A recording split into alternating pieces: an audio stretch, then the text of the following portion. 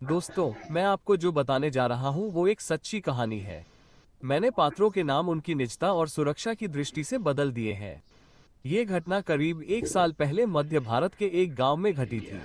राजू और शांति नाम के एक युवा जोड़े की शादी को 10 साल से भी ज्यादा हो चुके थे। उनके 3 बच्चे थे। सबसे बड़ी बेटी का नाम लक्ष्मी था जो 9 साल की थी। उसके बाद 5 साल की एक लड़की और 2 साल का एक छोटा भाई था। राजू परिवार का मुख्य कमाने वाला था और वे काफी खुश थे। इसी बीच एक बुरी आत्मा ने लक्ष्मी को परेशान करना शुरू कर दिया और उनके परिवार में अजीबोगरीब घटनाएं होने लगी। एक हफ्ते के अंदर उनके 3 बकरे जो उनके बच्चे बहुत पसंद करते थे, रहस्यमय तरीके से मर गए। बच्चे बहुत बीमार रहने लगे। लक्ष्मी ने अपने पिता को बताया कि उसके शरीर में रहने वाली आत्मा की वजह से ये सारी परेशानियां हो रही है। राज के पड़ोसी, जो एक अच्छे साधु थे, ने सुझाव दिया कि हो सकता है कि उनके परिवार के किसी सदस्य ने गांव की देवी को नाराज कर दिया हो और मंदिर में बकरे की बलि देने से समस्या का समाधान हो जाएगा। राजा उनकी सलाह से खुश हुआ। उसने कुछ पैसे उधार लिए, एक बकरा खरीदा और देवी को उसकी बलि दे दी। ऐसा लग रहा था कि सब कुछ ठीक है। लेकिन कुछ हफ्तों बाद उनकी गाय, जो उन्हें दूध देती थी और दूध बेचकर कुछ अतिरिक्त आमदनी का जरिया थी, मर गई। राजू के एक साथी ने उसे बताया कि पास के प्रांत में एक तांत्रिक है जो किसी भी समस्या का समाधान कर सकता है। राजू फिर से बहुत सारा पैसा खर्च करके एक ऊंचे पहाड़ पर उस तांत्रिक से मिलने गया।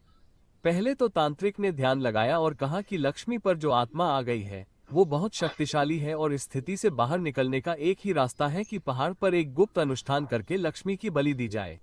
उसने ये भी चेतावनी दी कि अगर राजू ऐसा नहीं करता है तो उसकी पत्नी शांति और उसके 2 अन्य बच्चे भी प्रभावित होंगे। राज का दिल टूट गया। वो अपनी प्यारी बेटी की बलि नहीं देना चाहता था।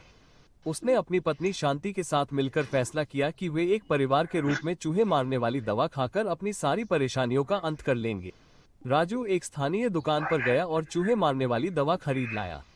वापस आते समय अपने दुख से अभिभूत होकर वो बेकाबू होकर रोने लगा। तभी पास के गांव का एक ईसाई पादरी वहां से गुजरा। उसने राजू से रोने का कारण पूछा। राजू ने उसे पूरी कहानी बताई। शुक्रवार की दोपहर थी।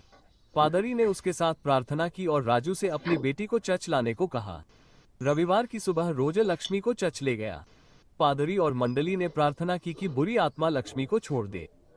आत्मा उसके शरीर से निकल गई और उसे मुक्ति मिल गई। आज राजू और उसका परिवार ईसाई है। भगवान ने उसे भरपूर आशीर्वाद दिया है और वे फिर से एक खुशहाल परिवार है। ये भगवान की अच्छाई है, हमारे निर्माता दोस्तों।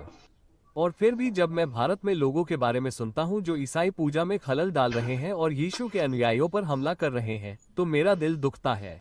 हमें प्रार्थना करने की जरूरत है कि वे भी अपने सच्चे निर्माता को पाएं, जिसकी पूजा उनके पहले राजा बट ने नारायण के रूप में की थी और समृद्ध हो। देखने के लिए धन्यवाद।